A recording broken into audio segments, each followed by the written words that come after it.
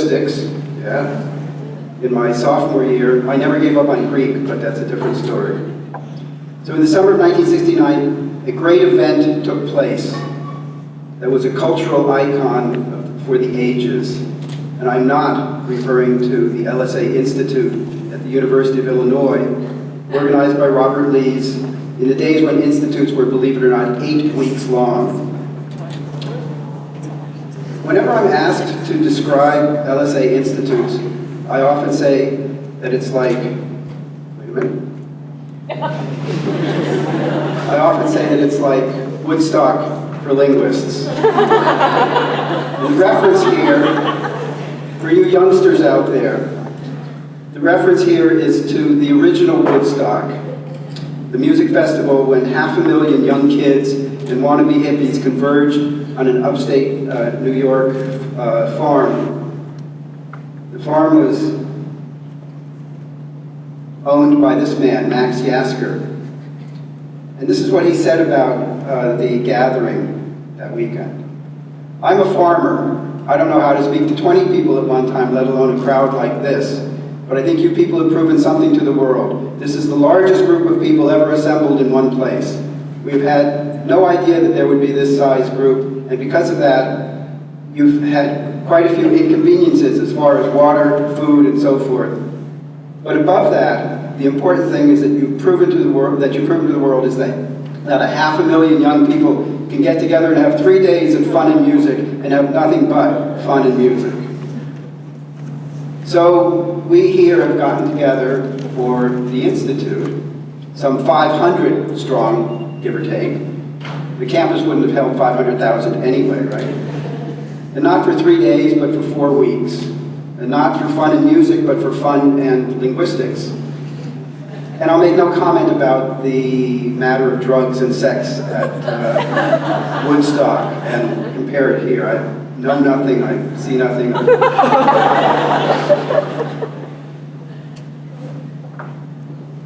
So this may not be the largest group of people, but it's certainly close to the largest group of linguists, at least in this area for some time.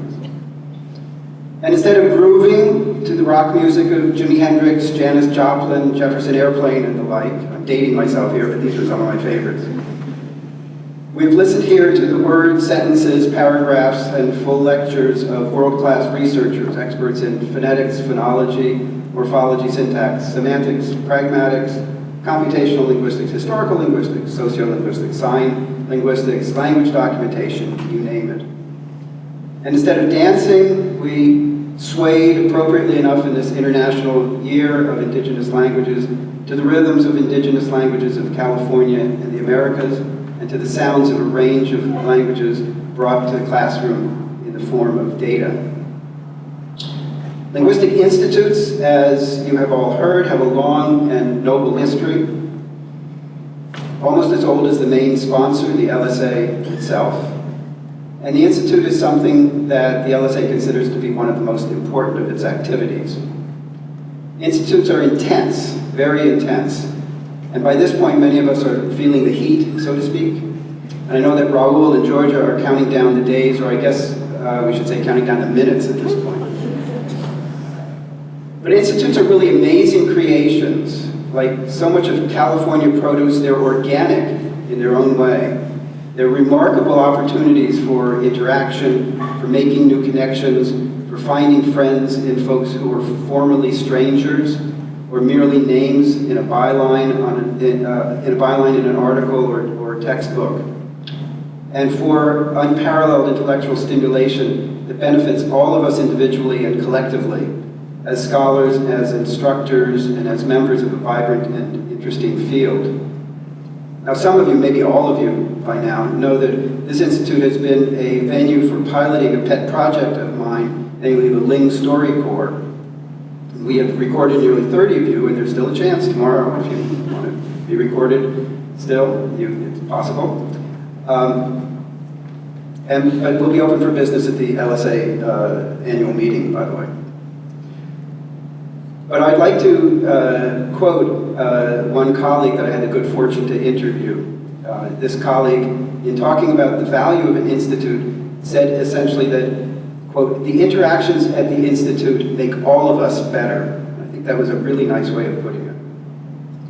Now, there are many first-timers here, and it's my fervent hope that you will be repeat customers at future institutes. But even if this is your second or third or sixth or whatever institute, the LSA hopes that you will put the next institute to be held at the University of Massachusetts Amherst, Kyle Johnson is here representing that, into your long-range calendar, and that we will see all of you there. But there are some real old-timers here. This is the 7th institute that I've been a faculty member at. But the record here, as best I can tell, I may be wrong, but if I'm wrong, I don't care, because the idea that I had was, you'll see, was for a bit of levity this way. But as best I can tell, the record here allows me to advance a hypothesis, which I call, with apologies to Steve Abney and others, my DP hypothesis. And why? Well, David Pisetsky, 9 institutes, including this one. David, are you here? No, we'll tell him that I called him out by this. A shout out to David. But also Dennis Preston, 8 institutes. I know that Dennis is here. There he is. Yeah, Dennis. All right.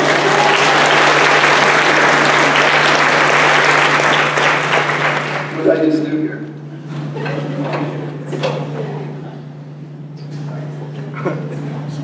Coming back. All right. Now, no hypothesis worth its salt is legitimate without a potential counterexample to test it. So I offer now a test case. David Perlmutter, another member of my DP hypothesis. Now, I didn't actually know how many institutes David had taught at, so I had to do some field work. Last night, late at night, I called David. I actually took a while to get a hold of him, but he was my informant consultant last night. And David told me that he had been a faculty member at 4 institutes. And one of them was as the Sapir professor, which I think has got to count for something. John Paul, would you agree? Yes. Thank you. And so is it, I wonder, a counterexample or not? Is David Perlmutter a counterexample or not? I'll let you decide. But here's a possibly relevant consideration. After that, David was not so much on the institute scene, which last night he told me meant that he went from being the Sapir professor to being the disappear professor. His literal words.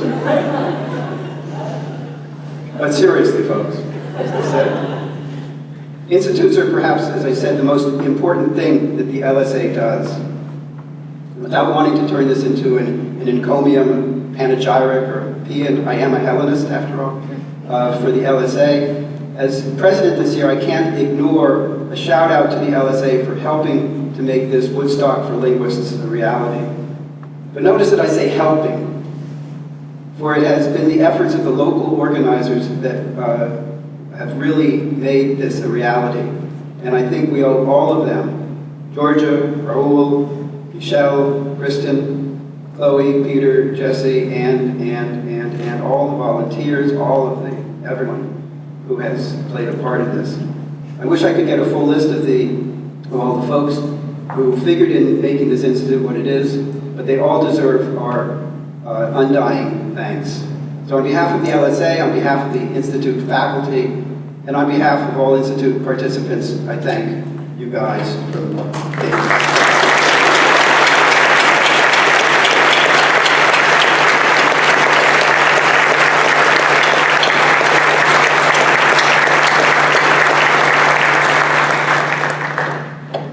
That's it for my part of things.